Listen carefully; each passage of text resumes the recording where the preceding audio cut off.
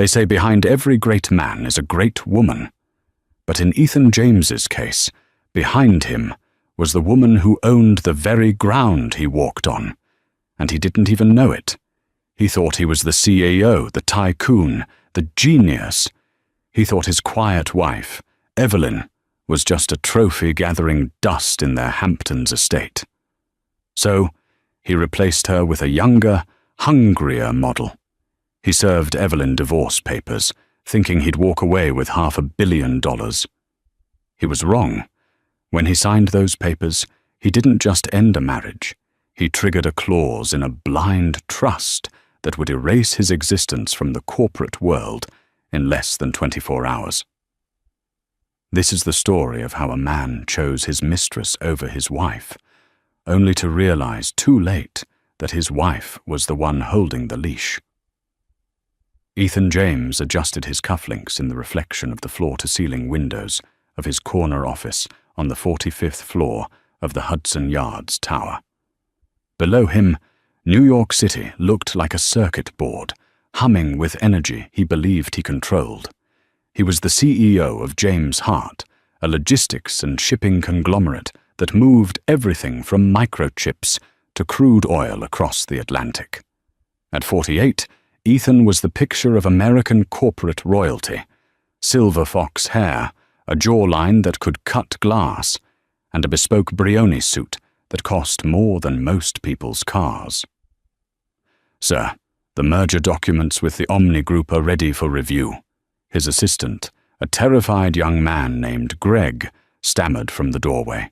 "Leave them," Ethan said, not turning around. "And cancel my dinner with Evelyn. Tell her the European markets are volatile. I'll be late." He wasn't going to be late. He was going to be with Jessica. Jessica Ford was 26, the new VP of marketing he'd personally headhunted from a boutique firm in Chicago. She was everything Evelyn wasn't: loud, ambitious, demanding, and visibly impressed by Ethan's power. Evelyn, his wife of 20 years, had become part of the furniture. She was soft-spoken, charitable, and maddeningly content with gardening at their estate in Greenwich. She never asked about the stock price. She never challenged him. She just poured tea and smiled that vague, gentle smile. Ethan hated it. He needed fire, and Jessica was an inferno. Later that evening, at a secluded table in Le Bernardin, Jessica swirled her Pinot Noir. "Are you going to do it, Ethan?" she asked, her voice low. "Or are we going to keep playing house while she picks out drapes for the summer home?" Ethan reached across the table, taking her hand. "I spoke to the lawyers at Skadden today. The paperwork is drafted. We're in a community property state for the primary residence. But the prenup, it's old. 20 years old.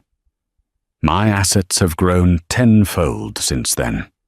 I'll give her the Greenwich house, a generous alimony, and send her on her way. She won't fight. Evelyn doesn't have the stomach for a fight." "And the company?" Jessica pressed, her eyes gleaming. "The company is mine," Ethan scoffed, taking a sip of his wine. "I built James Hart. Evelyn's father might have given me the seed capital back in the 90s, but I turned it into an empire. She has no board seat, no voting rights. She's a ghost, Jess. Soon, you'll be the one on my arm at the Met Gala." He truly believed it. He believed that the power he wielded came from his own brilliance. He had forgotten the nuances of the past. He had forgotten that when he married Evelyn, her father, the reclusive industrialist Arthur Hart, had insisted on a very specific, very complex trust structure. Ethan had signed the documents without reading the fine print, too eager to get his hands on the initial investment. He checked his Rolex. "I have to go back, just for a few more weeks. I need to keep appearances until the Omni merger closes. Once the stock spikes, I file the papers." Jessica pouted, but kissed him. "Don't take too long, Ethan. I'm not a woman who waits." Ethan arrived home at the Greenwich estate at 11:30 p.m. The house was dark, save for a single lamp in the library. He walked in to find Evelyn sitting in a leather armchair, a book in her lap. She was wearing a simple silk robe, her face scrubbed clean of makeup. She looked older than Jessica, yes, but there was an elegance to her that Ethan had grown too blind to see. "You're late," she said softly. "Europe," Ethan lied smoothly, pouring himself a scotch. "The Omni deal is complicated. You wouldn't understand." Evelyn closed her book. It wasn't a novel. It was a bound report on maritime shipping regulations in the South China Sea. Ethan didn't notice.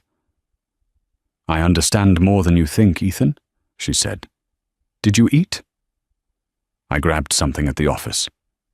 Another lie. He smelled of Le Bernardin's signature truffle sauce and Jessica's heavy Chanel perfume. "Ethan," Evelyn said, standing up. She was small, but she held herself with a peculiar stillness. "Is there something you want to tell me? You've been distant." Ethan looked at her, feeling a surge of pity mixed with contempt. She was so pathetic, he thought, so desperate to hold on to him. "I'm just tired, Evie," he sighed. "Go to bed. I have calls to make." He watched her walk up the grand staircase. He felt like a shark watching a seal. He had no idea that the seal was actually a leviathan, currently dormant, waiting for the water to be disturbed. The next morning, Ethan made a call to his private wealth manager at J.P. Morgan.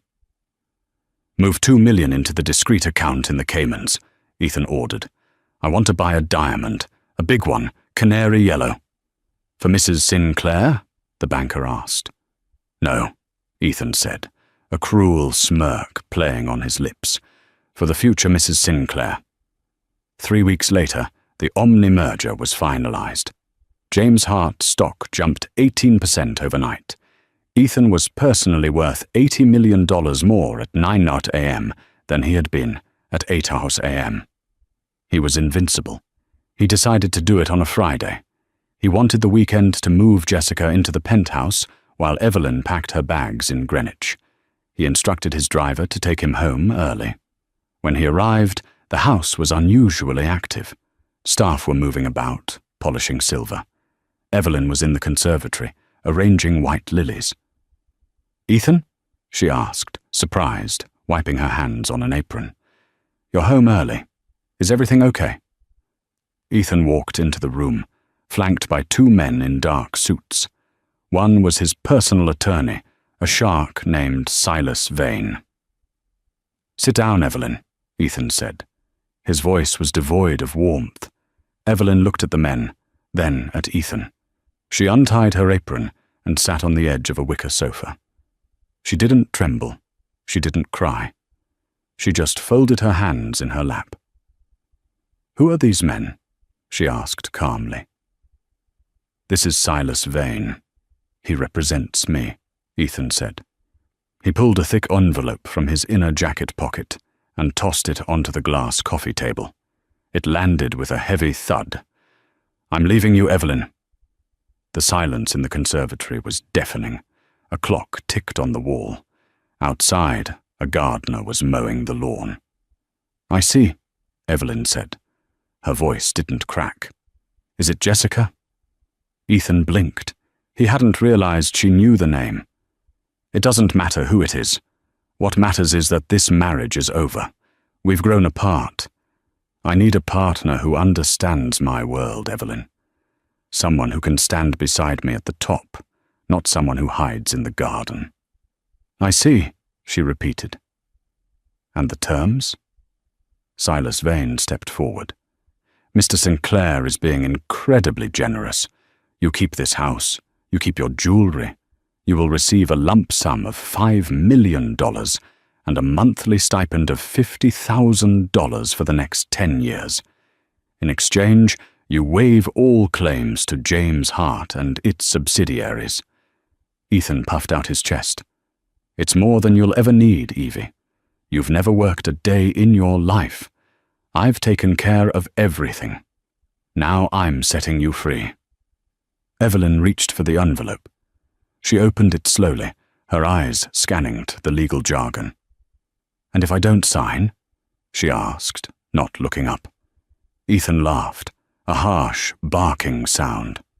"Then we go to court, and I will crush you, Evie. I have the best lawyers in New York. I'll drag out the proceedings until you're bankrupt. I'll expose your father's old debts. I'll make sure you end up in a one-bedroom apartment in Queens. Don't make this ugly. Just sign." Evelyn looked up then.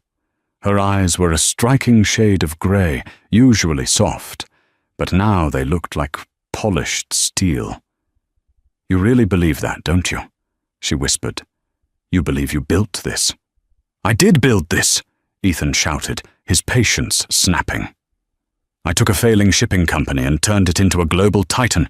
Me, while you arranged flowers." Evelyn stood up. She walked over to a small antique desk in the corner of the room, picked up a pen, and returned to the table. "You want a divorce, Ethan?" she asked. "Yes." "You want full control of the company?" "It's already mine, but yes, I want it on paper." "And you want to marry Jessica Ford?" Ethan flinched. "Yes." Evelyn uncapped the pen. "Very well." She signed the document with a flourish.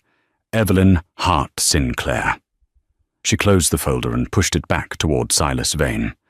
"Done," she said. Ethan felt a wave of relief wash over him, followed immediately by a surge of adrenaline. He had won. It was easier than he thought. "Good," Ethan said, straightening his tie. "You have until Monday to vacate the premises. I'll have the movers here at 8 a.m. "Actually," Evelyn said, checking her watch, "you should probably read the addendum on page 40, the one referencing the Hart Family Blind Trust and the primary shareholder clause."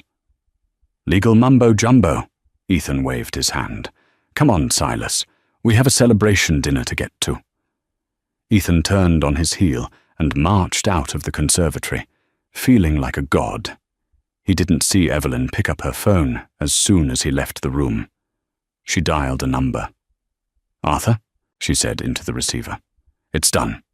He signed the separation agreement. He officially declared intent to dissolve the marriage. On the other end of the line, Arthur Pendleton, the 80-year-old executor of the Hart estate and the most feared corporate litigator of his generation, chuckled dryly. "Did he initiate it, Evelyn?" "That's the key. Did he serve you?" "He did. In front of witnesses." "Then the bad faith clause is triggered," Arthur said. "The assets revert. The proxies are withdrawn, effective immediately." Evelyn looked out the window as Ethan's Maybach sped down the driveway. "Execute Order 66, Arthur," she said, a rare, cold smile touching her lips. "Freeze his corporate cards. Lock him out of the server. And Arthur, call the board. Tell them the chairman has been relieved of his duties. The owner is returning." She hung up the phone and looked at the lilies. She snapped the head off one of them with a sharp crack. "I hope you enjoy the celebration, Ethan," she whispered to the empty room. "It's going to be your last." The celebration was set at the Vault, an exclusive members-only club in Tribeca, buried 3 stories underground inside a converted bank vault from the 1920s.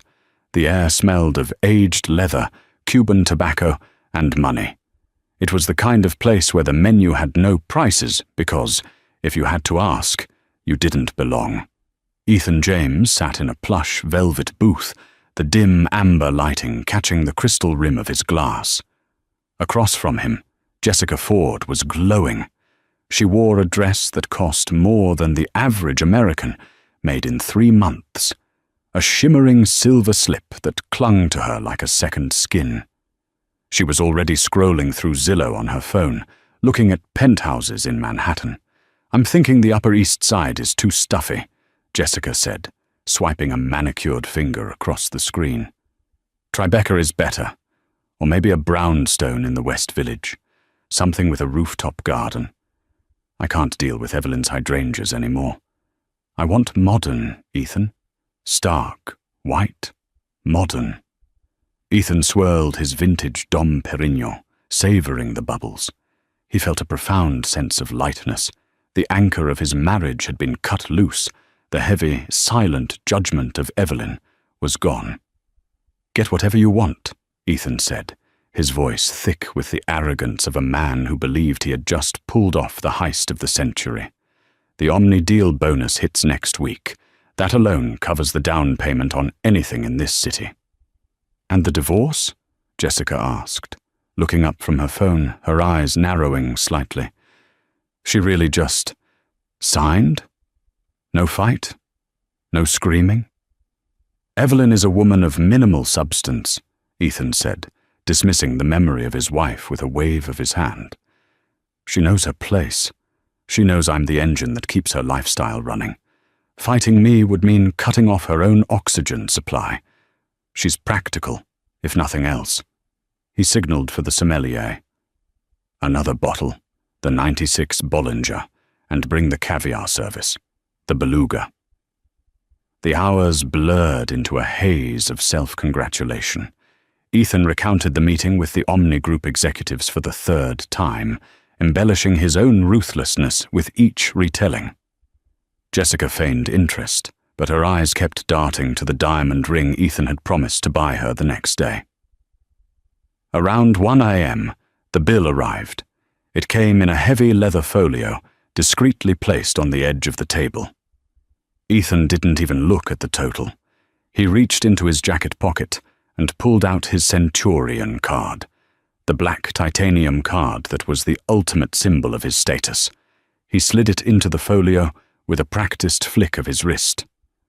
"Add 20% for yourself," he told the waiter, a young man named Pierre whom Ethan had known for years. "Thank you, Mr. James," Pierre said, bowing slightly before retreating to the payment terminal near the bar. Ethan leaned back, loosening his tie. "To us," he toasted, raising his glass. "To the future." Jessica clinked her glass against his. "To the future, Mrs. James." Minutes passed. The low hum of jazz filled the room. Ethan was tracing the line of Jessica's jaw with his thumb when he noticed Pierre returning. The waiter's usually impassive face was flushed. He held the leather folio with both hands, looking uncomfortable. "Mr. James," Pierre whispered, leaning in so as not to disturb the neighboring tables. "I apologize, sir. There seems to be an issue with the card." Ethan frowned, his hand freezing on Jessica's neck. "What kind of issue? The chip?" It was declined, sir," Pierre said, looking at the floor. "Code 05. Do not honor." Ethan laughed, a short, sharp bark of disbelief. "Don't be ridiculous, Pierre. That card has no limit. Run it again, or type the numbers in manually." "I did, sir. 3 times. The system flagged it as lost or stolen." Jessica's smile faltered. "Ethan? What's going on?" "Nothing," Ethan snapped, his face heating up. "Bank error. Incompetence." He reached into his wallet and pulled out his platinum business card. "Use this one, and tell your manager to fix his machine before I buy this place and fire everyone." Pierre took the second card and hurried away. Ethan took a deep drink of his champagne, but it tasted sour now. "Ridiculous," he muttered. "Probably a security freeze because of the purchase I made earlier for the diamond." Jessica relaxed. "Oh, right. The diamond." 5 minutes later, the manager of the vault approached the table. He was a tall, severe man named Henri. He wasn't holding the folio. He was holding Ethan's cards. "Mr. James," Henri said, his voice icy and loud enough that the table next to them turned to look. "Both cards have been declined. We also attempted your personal debit card on file. Insufficient funds." The silence that fell over the table was heavy, suffocating. "That is impossible," Ethan hissed, standing up. He towered over the manager, using his height to intimidate. "I have over $4 million in liquid cash in that checking account alone. Run it again." "I cannot, sir," Henry said, his face impassive. "The terminal says, 'Refer to issuer, confiscate card.' I am afraid I cannot return these to you." "You're stealing my cards?" Ethan roared. The jazz band seemed to stop playing. Every eye in the club was on him. "Ethan, sit down," Jessica hissed, grabbing his arm, her nails dug into his suit jacket. "Everyone is staring." Ethan ripped his arm away. He pulled out his phone. "I'll clear this up right now. I'm calling J.P. Morgan."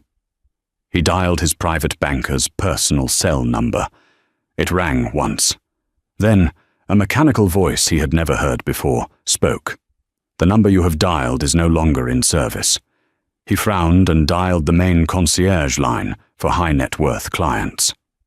"Welcome to J.P. Morgan. Please enter your account number." Ethan punched in the digits he had memorized for a decade. "We are sorry. That account number is not recognized. If you are a new customer, please press 1. His hands began to tremble. A cold bead of sweat trickled down his spine. This wasn't a glitch. A glitch was a double charge. A glitch was a frozen screen. This was erasure. He looked up at Henry, who was waiting with his arms crossed. He looked at Jessica, whose expression had shifted from confusion to a look Ethan recognized from his own boardroom, calculating risk. "Do you have a card, Jessica?" Ethan asked, his voice sounding hollow to his own ears. Jessica blinked. "Me? Ethan, this bill is $6,000. My limit is $500. The humiliation was a physical blow. It felt like a punch to the gut. Ethan James, the king of glass, the titan of logistics, had to leave his watch, a Patek Philippe Nautilus worth $80,000, as collateral to cover a dinner check. He walked out of the vault into the cool night air of Tribeca, Jessica trailing a few feet behind him. The text messages started coming in then. Ping. Amex fraud alert. Corporate card terminated by administrator. Ping. James Hart. IT security. Remote access to device. Ethan's iPhone revoked. Data wipe initiating in 30 seconds. "Ethan," Jessica said, her voice sharp. "What the hell is happening?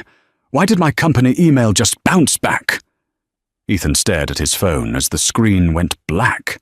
A white loading bar appeared. Erasing. He looked up at the street lights, his mind racing, trying to find the logic, the enemy. And then, the memory of the morning rushed back to him. The conservatory, the white lilies, the document he hadn't read, the primary shareholder clause. "Evelyn," he whispered. The weekend was a purgatory of silence. Ethan's phone was a brick. His laptop was locked out. He couldn't access his bank accounts, his email, or even the security gate of the Greenwich estate, which, he found out when he tried to return to get fresh clothes, had been recoded. He had spent 2 nights at the St. Regis, forcing the concierge to bill it to the company account, praying the hotel hadn't been notified of his status yet. Monday morning arrived with the grey, heavy weight of a funeral.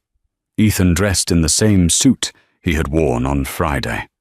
It was wrinkled now, the crispness gone. He didn't care. He needed to get to the office. He needed to get into the building. Once he was in the C-suite, he could fix this. He could fire the IT director. He could scream at the legal department until they reversed whatever clerical error Evelyn had triggered.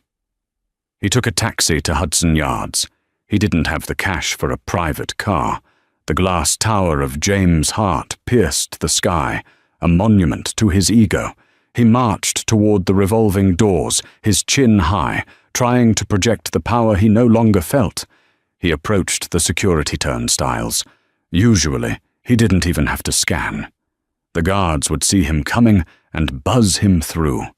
Today, the head of security, a man named Miller, was standing in front of the gate. Miller was a former Marine, a man Ethan had hired personally. "Good morning, Miller," Ethan said, not breaking stride. Miller stepped into his path. He didn't smile. He didn't salute. "I can't let you up, Mr. James," Ethan stopped, stunned. "Excuse me? Do you know who I am?" "I do, sir," Miller said, his voice flat. "But your credentials have been revoked. I have orders to bar you from the premises." "Orders?" Ethan laughed, a manic edge creeping into his voice. "I give the orders.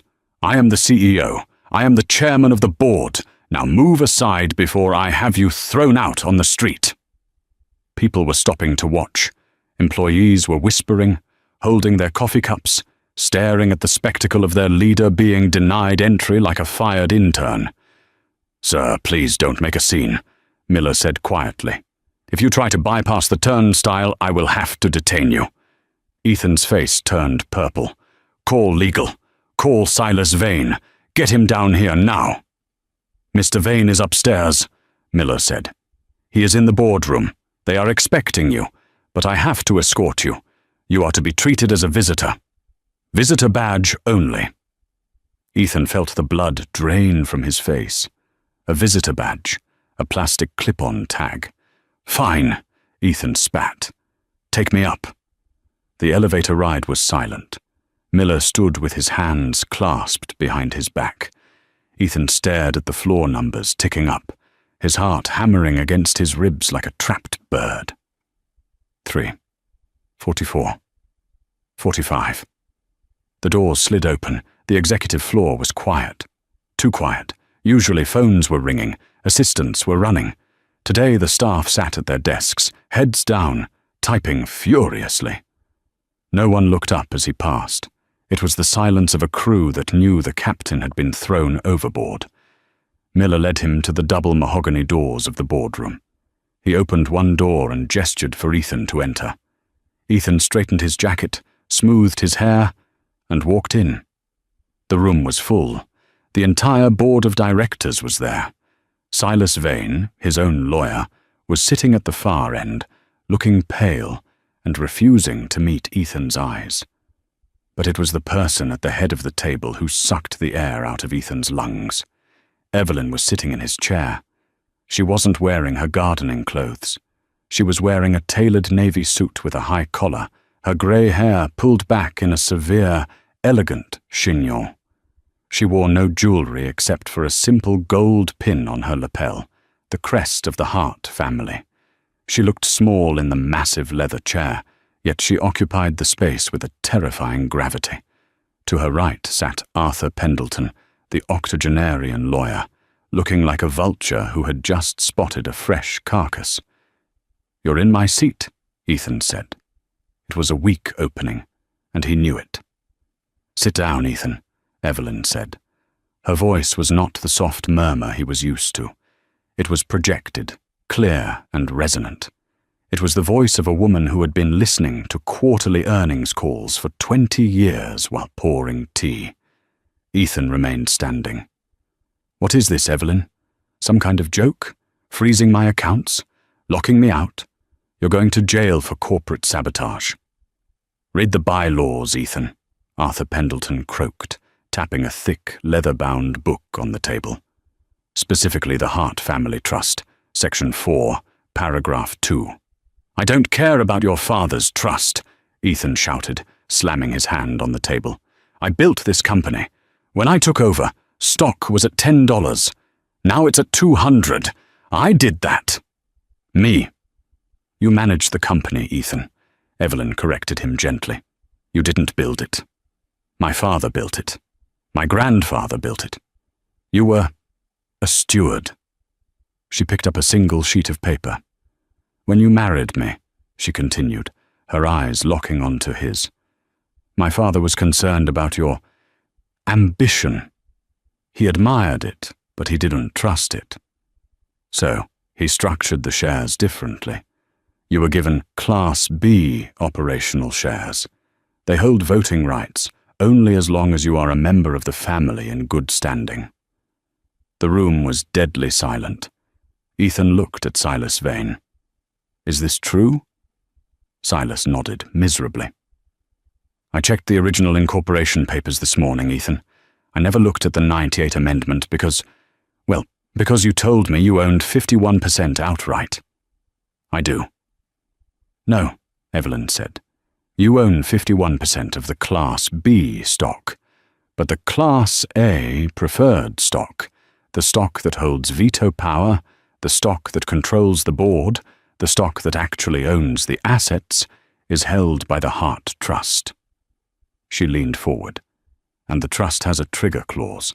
In the event of a filed separation initiated by the non-blood spouse against the blood heir, all Class B shares revert to the trust immediately upon signature.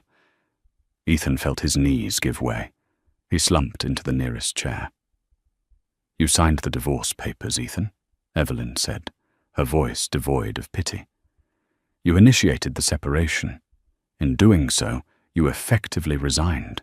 You don't own 51% of this company. You don't own 1%. You don't even own the chair you're sitting in. Ethan looked around the room. The board members, men and women he had golfed with, dined with, enriched, were all looking at Evelyn.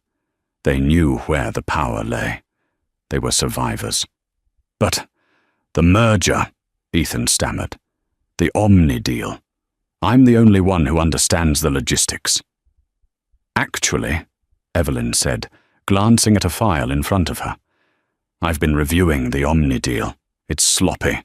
You're over-leveraging our European distribution network to pay for short-term stock gains. It's a vanity project. I'm cancelling it. You can't, Ethan screamed. The market will crash. The market respects stability, Arthur Pendleton interjected. And Mrs. Hart Sinclair has just been appointed interim CEO by a unanimous vote of the Class A shareholders, which is to say herself. Evelyn stood up. She walked around the table until she was standing next to Ethan. He smelled the faint scent of lilies and steel. You wanted a partner who understood your world, Ethan, she said softly, echoing his words from the conservatory. I understood it better than you ever did. I let you play king because it made you happy, but you broke the one rule my father gave you. Never bet against the house.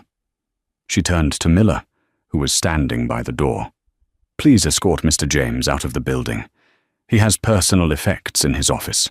A few photos, a golf trophy. Let him take a box. But check it before he leaves. No laptops, no files. Evelyn, please, Ethan whispered, the reality finally crushing him. Don't do this. I'll fire Jessica. I'll tear up the papers. We can go back.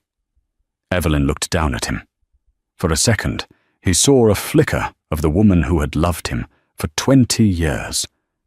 But then he saw the woman he had betrayed. Go back? She asked. Ethan, the movers are at the Greenwich house right now. But they aren't packing my things. They're packing yours. She turned her back on him and walked toward the window, looking out over the city she now commanded. Get him out of my sight. The walk from the elevator bank to the revolving doors of the James Hart Tower was the longest journey of Ethan James's life. He carried a standard-issue banker's box containing a framed photo of himself golfing with a senator, a brass putter, and a stress ball. That was the sum total of 20 years of executive dominance. It was raining in Hudson Yards, a cold grey drizzle that slicked the pavement. Ethan stood on the curb, the box rapidly getting soggy.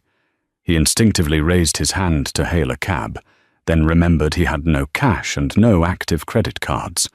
He lowered his hand, feeling the water seep into the shoulder of his Brioni suit. He had to get to Jessica. She was the only lifeline left. She was smart. She had her own savings, surely. They could regroup. He still had his contacts. He could start a consulting firm. He was Ethan James, damn it. People would pay for his brain, even if he didn't have the capital. He walked 40 blocks uptown to the St. Regis, where he had booked a suite for them under the company account. His Italian leather loafers blistered his feet. When he arrived at the hotel, he was dripping wet and out of breath. He marched to the front desk, ignoring the wary look of the concierge. Key for suite 1402, Ethan demanded. I lost mine. The concierge, a man who had bowed to Ethan for a decade, typed into his terminal.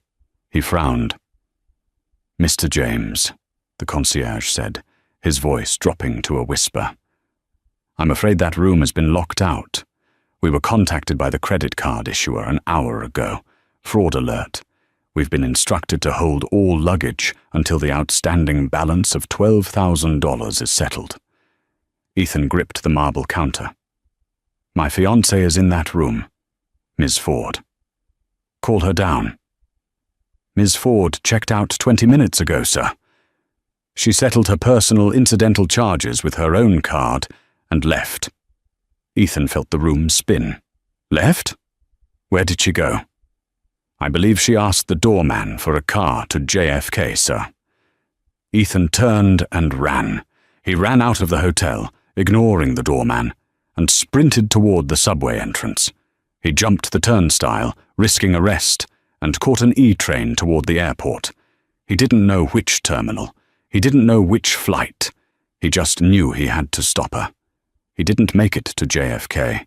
He made it to the platform at 53rd and Lexington before the adrenaline crashed. He sat on a grime-encrusted bench, surrounded by the screech of metal wheels and the smell of stale ozone. He borrowed a phone from a teenager by offering him his gold cufflinks. The kid looked at the cufflinks, bit one to check the metal, and handed over a cracked iPhone. Ethan dialed Jessica's number. It rang. Once. Twice. "Hello?" Her voice was crisp, composed, background noise of an airport announcement. "Jessica!" Ethan gasped. "It's me. Where are you? The hotel said you left." "Ethan?" She sighed, the sound of a woman who had just realized she stepped in something unpleasant.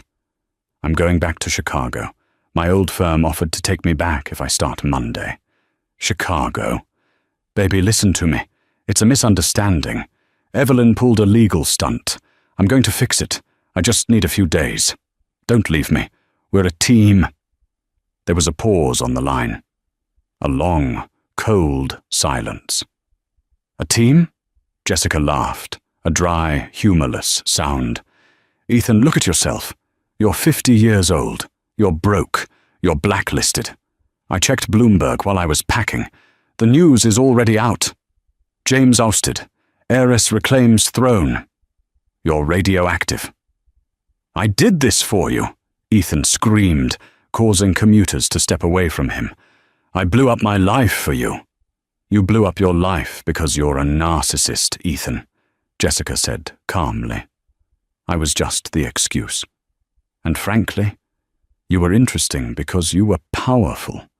Without the jet, without the black card, without the CEO title, you're just a soured, older man going through a midlife crisis. And I don't do charity."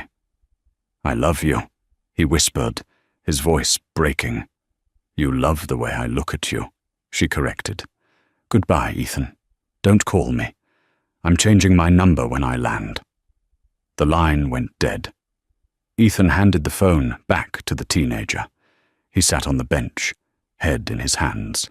He reached into his pocket and pulled out the engagement ring box, the empty box.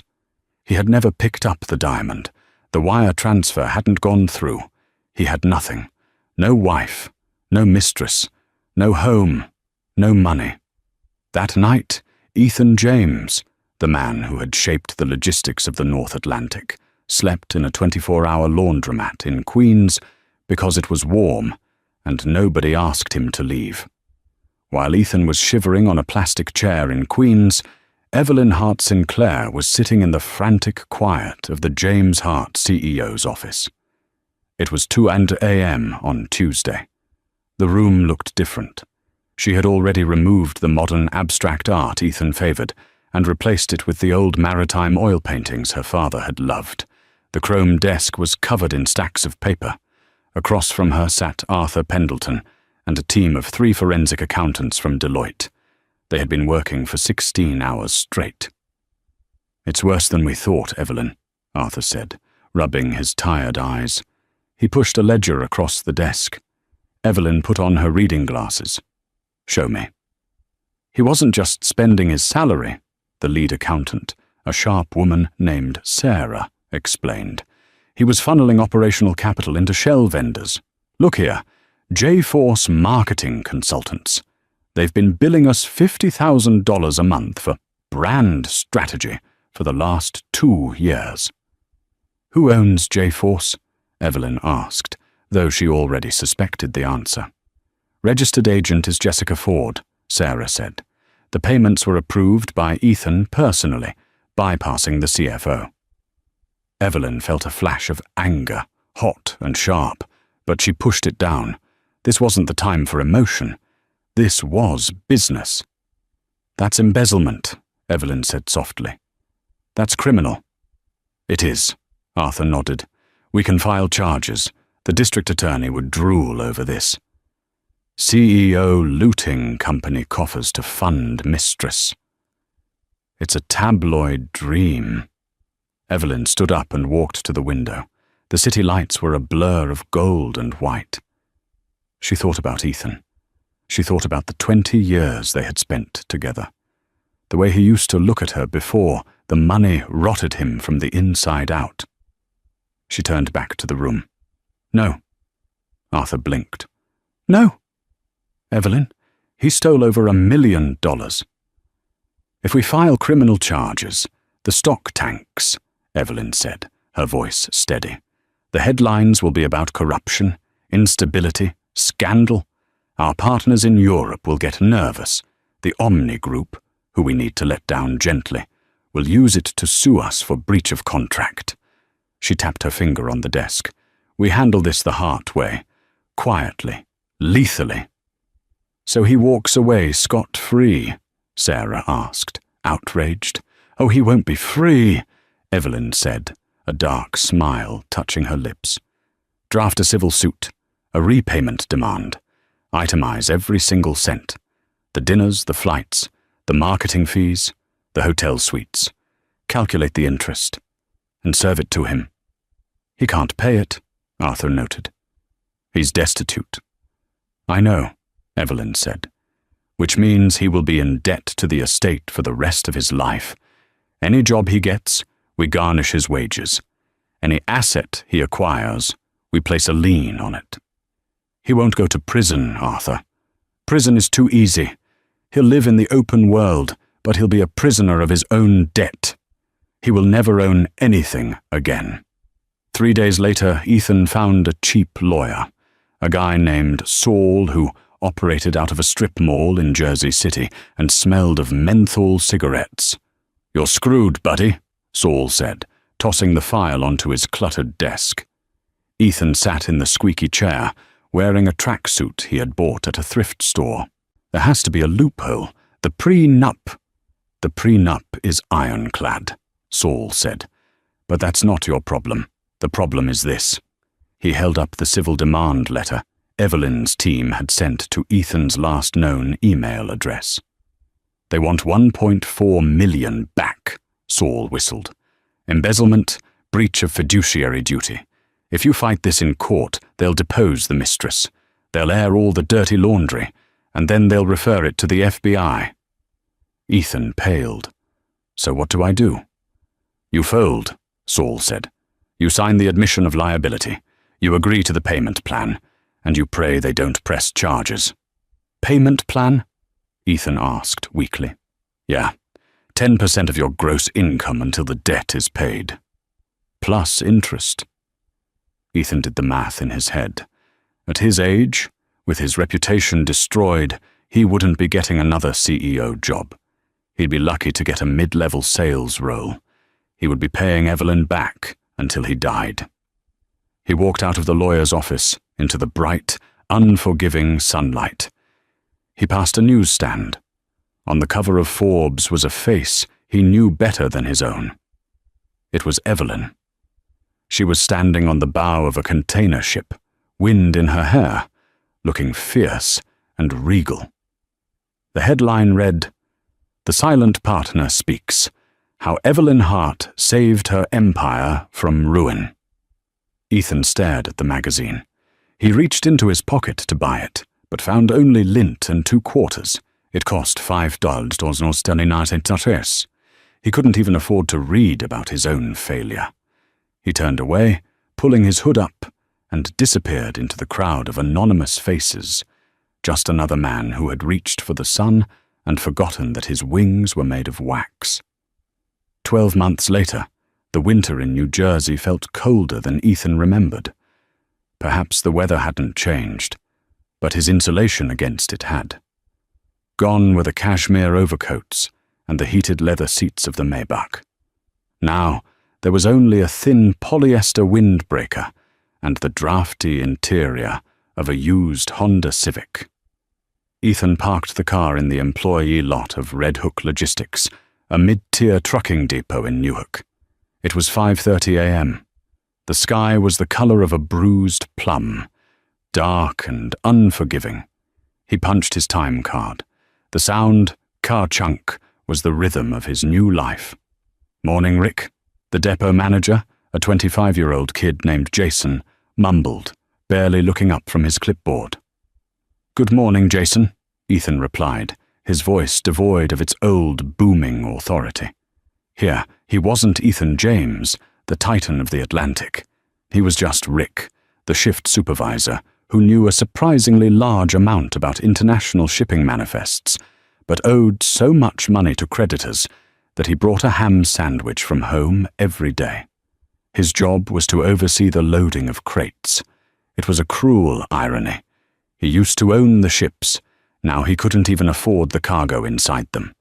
Every 2 weeks, his paycheck was deposited, and immediately 40% was siphoned off by the court order, the Restitution for Corporate Malfeasance fund managed by the Hart estate. He walked the floor, checking invoices. His back ached.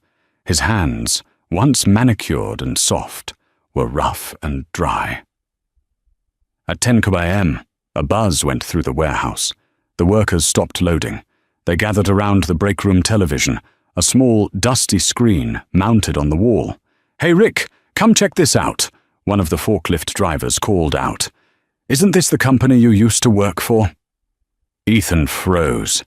He walked slowly toward the break room. On the screen, a breaking news banner flashed.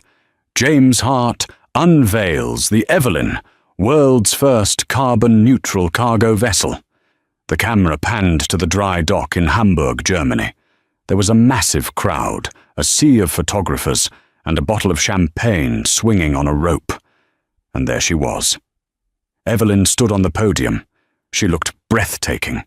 She wasn't just well-dressed, she was luminous. She wore a white coat that stood out against the grey steel of the ship. Her hair was loose, blowing in the wind, and her smile was genuine. A smile Ethan realized he hadn't seen in the last decade of their marriage, because he had been the one suppressing it. She leaned into the microphone. "This ship represents a new era," Evelyn's voice came through the tinny speakers of the warehouse TV. "For too long, this industry was driven by greed and short-term gains. We built this not just for profit, but for legacy. To the team who stood by me when we purged the rot from the company, I thank you."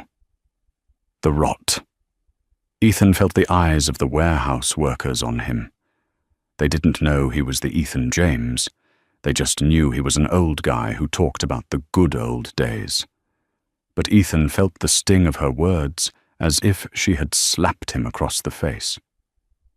"She's a shark," the forklift driver whistled admiringly. "I heard she took over after her husband tried to run the place into the ground. Guy was a total fraud." Ethan swallowed hard. "Yeah," he whispered. "A total fraud." He turned away from the screen and walked back out to the loading dock. He couldn't watch the champagne bottles smash against the hull. He couldn't watch the symbol of her victory and his erasure. He stepped outside for fresh air. The Newark shipping channel was visible in the distance. A massive container ship was slowly making its way out to sea. It was one of theirs, one of hers. The blue and gold chimney stack of James Hart. He reached into his pocket and pulled out his phone. He had Jessica's number saved, though he never called it anymore. He had looked her up once, months ago. She was married now to a hedge fund manager in Chicago. She was pregnant. She had moved on as easily as she changed handbags. He was the only one stuck in the amber of the past. A black limousine pulled up to the gate of the Red Hook logistics yard. Ethan frowned. Limos didn't come here. The window rolled down. A face he recognized peered out. It was Silas Vane, his former lawyer. Silas looked older, tired. Ethan walked over to the fence. "Silas, what are you doing here?" Silas looked at Ethan, taking in the cheap jacket, the grey stubble, the weariness in his eyes. He didn't mock him, he just looked sad. "I have papers for you, Ethan," Silas said, handing a manila envelope through the chain-link fence. "More lawsuits?" Ethan asked, his voice trembling. "I have nothing left, Silas. She took it all." "No," Silas said softly.